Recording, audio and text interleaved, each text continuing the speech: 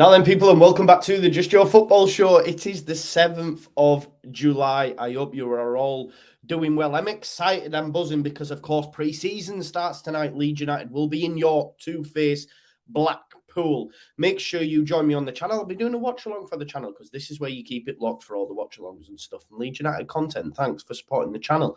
Like the video, subscribe to the channel, get your comments in, and, of course, hit that notification bell. It's just 3 days before we fly out to Oz.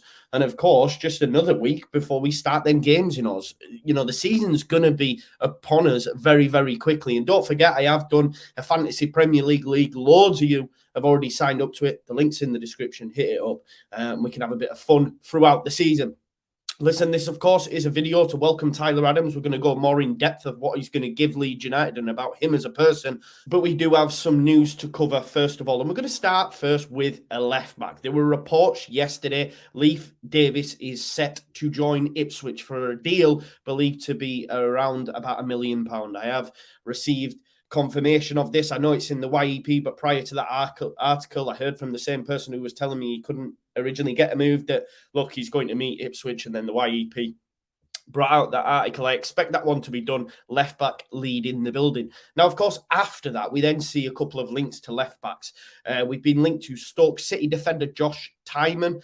Rangers are also interested in, and Norwich. He is 23-year-old and valued at £6 million.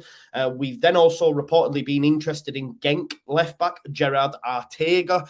23-year-old, won 14 caps for Mexico, but Brighton are also tracking him, looking him to replace Cucurella for when he signs, seals and delivers to Manchester City. Now, for those that may be excited by the potential of a new left-back and Junior Firpo not starting, I'm throwing water on it straight away. Leeds United, I don't believe, will sign a left-back, whether you agree with that or not. £6 million, I know it doesn't seem much, but it's quite a bit of an outlay when you could be spending that on other positions that need other, surgery. Okay, left-back does need surgery, but from the club's perspective, they don't think it is. We know Leo Hjelde did an interview in his native Norway with a journalist and said, I have been told we are not signing a left-back. Why? Because I believe Leo Hjelde will be that second-choice left-back under Jesse. So I don't see a left-back signing. Of course, the links come out. Maybe it's just paper chat after Leafs going, and therefore, what papers do. Oh, Leeds need a new left-back now because they're getting rid of one. But I don't think we're ever in the hunt for one. It is what it is. We're also hearing reports as well in Brazil that there is a genuine possibility, and it can be treated as reality, that Rafinha may just stay at Leeds United. We talked about it yesterday on the midweek fix. Make sure you check that out. Great chat with the lads again. I spoke about it yesterday. Maybe Harrison makes a move instead. Obviously, that Harrison one would be difficult because Rafinha is going to leave eventually, so therefore you're going to need to replace Harrison in this window, but then could have to replace Rafinha in January as well. We know as well Newcastle put a bid in yesterday, $35 million for Anthony Gordon from Everton, so they are looking at other options. That got rejected, but they may go again. They see Harrison price too pricey. I think it'll be about 30 million, to be fair. But look, there is a big possibility Rafinha could stay because I don't think he wants that move to Chelsea, otherwise he'd have done it. Or does he get to a point where Laporta has to hold his hands up and say, yeah, look, Rafinha, we can't afford to sign you, mate. Therefore, he goes to Chelsea. Or does he say, look, my World Cup chances could be scuppered if it doesn't work at Chelsea, so I'll stay at Leeds United until Barcelona sort their finances out. We'll have to wait and see. There's loads going on in that Rafinha saga, and it's doing my nappering. If he does move, of course, we're already going to replace him. We expect Luis Sinisterra to be announced today. We thought it was going to be announced last night when Bryn said he was doing a double shift. Then his tweet got deleted, so the club probably said, we can't get it ready. We'll do it tomorrow. So I expect that announcement to come today. Maybe it won't. Maybe it'll come Friday because they've got a game today. So maybe they can't be bothered with the nuisance of it. I don't know. We'll have to wait and see. But look, if he does go, then Gakpo still could be a viable option. I know we've brought Sinisterra, but Gakpo can play all over that front three and has played up front as well. And some sources are saying that although Leeds United have signed Sinisterra, they are still very much interested in Cody Gakpo. It's just the price that they've been quoted by PSV at the moment is a little bit off the mark for Leeds United. But if Rafinha goes and we get some more money, maybe we will, put our toes back in the water with that one. We'll have to wait and see because it looks like Charles de Ketelaere is off. Yeah, he's already been over in Italy. He's been speaking to them. They're in communication with Club Bruges. I expect a deal to be thrashed out. A little bit like the Calvin one, he only wants City. Probably a little bit like Rafinha, he only wants Barca. Something's got to give. And 9 times out of 10, it's the club. Unless, of course, you're Tottenham and run by Daniel Levy, at which point he says, you shall not pass. Proper Lord of the Rings tactics. That's a quick news grab. I didn't want to do it in separate videos today because, of course, we're doing the watch along a little bit later on. But that's your latest Leeds United news. And then, of course, yesterday broke around 5, 6 o'clock, I think it was. Yeah, it'd have been about then. Leeds confirmed the signing of Tyler Adams from RB Leipzig for a £20 million fee. I know loads of you wanted Kamara, but we're going to talk about why Tyler Adams is almost the perfect replacement for Calvin Phillips. Look, he's got a 5-year deal at Ellen Road, running until the summer of 2027. Adams is a player Jesse Marsch knows well. We spoke about it religiously. That's why, for me, he was always the number 1 pick. He was immediately sold on the move to Leeds United. He needs game time in a World Cup year. And, of course, he has huge potential. At 23-year-old, he is at the right stage of his career for the move. And it wasn't too long ago that he was being linked with the likes of Arsenal and Manchester United, you know. There is a player in there, okay? I think we're looking at it, recency bias, or he hasn't played that much, why they're selling him, not that many in for him, etc. All these different factors. For me, it's all BS. And look, I'm already wedded to Adams. I set my stall out. I really like him. I like how he comes across in his interviews. He's been on the charm offensive, saying stuff like, to shop and, you know, I want a cup of tea and all that sort of stuff, doing the Yorkshire colloquialisms, easy for me to say. But he's endearing himself to the fan base, and I love to see that. Just a bit of history on him himself. He began his career at New York Red Bulls. Of course, we know that Jesse gave him his debut, got his first USA men's national team cap back in November 2017 against Portugal, and went on to make a further 29 appearances for his country. Of course, he will go on to make more, I'm sure.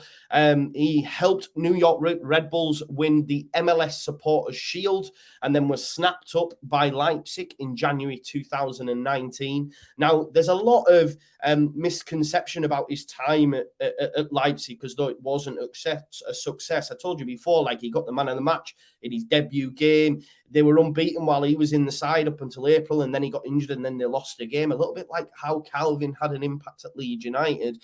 But during that first campaign in 2019-20, he made his UEFA Champions League debut against Tottenham Hotspur. They finished 3rd in the Bundesliga and reached the semi-final of the Champions League. Like, he scored the winning goal in the quarter-final to progress Leipzig into the semi-final of the Champions League. There's a lot of people say, oh, these signings don't have Premier League experience. Okay, I get that, but he's been playing in Bundesliga, which is probably the closest to the Premier League stylistically, and has also played in a semi-final of a Champions League.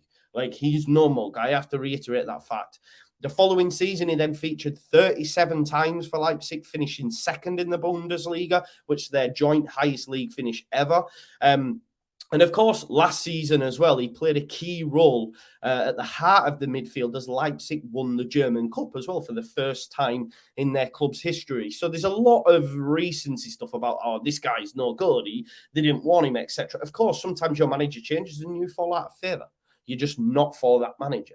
Now, in terms of why he could be the perfect fit for the KP replacement, maybe an even improvement. Now, I don't mean on the individual. Like, Calvin is an unbelievable footballer. Pep Guardiola bringing him to City tells you that. But in terms of what he could give in this system, it could be an improvement, because parallels can be drawn between the two. You know, they're both comfortable at the base of the midfield, and they're both tasked with stopping opposition attacks at source before they amount to anything, right? Now, if we look at some of their defensive statistics as well, like in that role, Adams actually gazumps Phillips in some of the areas. So he averages 2.25 passes blocked per 90, as opposed to Calvin's average, which is 1.8. And Adams also averages 2.5 blocks in total per 90, with Calvin just at 2.37. Now, Calvin does have the edge in successful pressures and dribblers tackled per 90, but you could draw from that the fact that, you know, Leeds United have a lower share of possession than what Leipzig did. You know, Leipzig are one of the best teams in the Bundesliga, whereas Leeds last season, for example, we finished 17th. So, of course, Phillips has a lot more work to do per 90 and therefore has to press and tackle more dribblers than what Adams has had to do. Of course, a season in the Premier League, then we can revisit that. But in terms of passes blocked per 90 and blocks in total, Adams actually gazumps Philip. And if we think about how we expect Leeds United to line up stylistically as a counter presser, Adams is among the best around, right? He can cover a lot of ground quickly and frequently surprises opponents who don't expect him to arrive on the scene to make a tackle or intervention. You can see that from a lot of the YouTube highlights as well. And therefore, he could be, and I believe a lot of us will agree, better suited stylistically to Jesse Marsch's system. We all said that we've seen a drop-off from Calvin in a double pivot. He's better on a single in front of his own, in that sixth role, like a Rodri, for example. Now, in terms of going forward, now there's been a lot of stuff like, I know Kamara can do a lot of things, but there's been a lot of talk that Adams maybe isn't as good going forward as what we want. But if you look at actually the numbers behind it, in some areas is an improvement on Calvin. Because in fact, in the last 12 months, Tyler Adams has actually averaged 4.81 progressive carries per 90 minutes. In stark contrast to Calvin, who averaged just 1.52 per 90 minutes. So he's actually better on the ball and carrying the ball forward. The stats tell you that. We know that Calvin isn't really his game. So of course the stat may not match up, but in terms of what he can bring from the base of the midfield, it could be an improvement on Calvin. Because in comparison to Calvin, despite his deep position and defensive duties, Adams is generally progressive with his passing, averaging 5.01 passes into the final third per 90 minutes. I've spoken to that before, that he has actually more goal-scoring creating actions than Calvin did last season over the full per 90 minutes. So we could actually see an improvement from our midfield with Tyler Adams being added as an addition. And I'm not saying he's a better player than Calvin, but like a lot of people said, and you have to agree with them, that Calvin's easily replaceable in this system as opposed to a Rafinha. The stats back that up. Tyler Adams is suited to how Jesse Marsch wants to play, to Marsch ball, if you like. So I think he's the perfect fit. I'm bang on him. I was saying to my partner last night, I think like this is the guy, and she said to me, "Oh, is he going to be on Harry's shirt?" I said it's highly likely, because this is a new like start for Leeds United, like a new generation, if you like. A lot of the old guard are leaving and Bielsa's gone, etc. New era. Everyone gets a fresh start. That includes Jesse. And Adams, I like him. I like him a lot. I can't lie to you. I hope some of the facts and figures have gone down that make you maybe change your opinion slightly and say, oh, actually, okay, in terms of what he's going to give us from the base of that midfield, he's going to be able to carry the ball. He has more progressive passes, etc., etc. Now, of course, a lot of people, I keep making the comparison to Kamara. Let's just forget about Kamara. He's not coming in. Tyler Adams is a Leeds United player. Let's get on board with him. Like, it's the best way to be. He's a Leeds United player now. He's on the charm offensive. It's working a treat. And I can't wait to see him play. Maybe he'll get a run out tonight. It's highly unlikely. But do join me for the watch along tonight as well. We can have sort of like chat and see how things go with the Leeds United team, obviously in pre-season against Blackpool. I hope you've liked the video. I did a little bit of graft and a little bit of work. And I hope it went down okay. Thanks for watching. Smash a like, subscribe to the channel, get your comments in, hit that notification bell. And if you're bored for something to do, I'll be on Twitch during the day as well. So peace out. Leeds.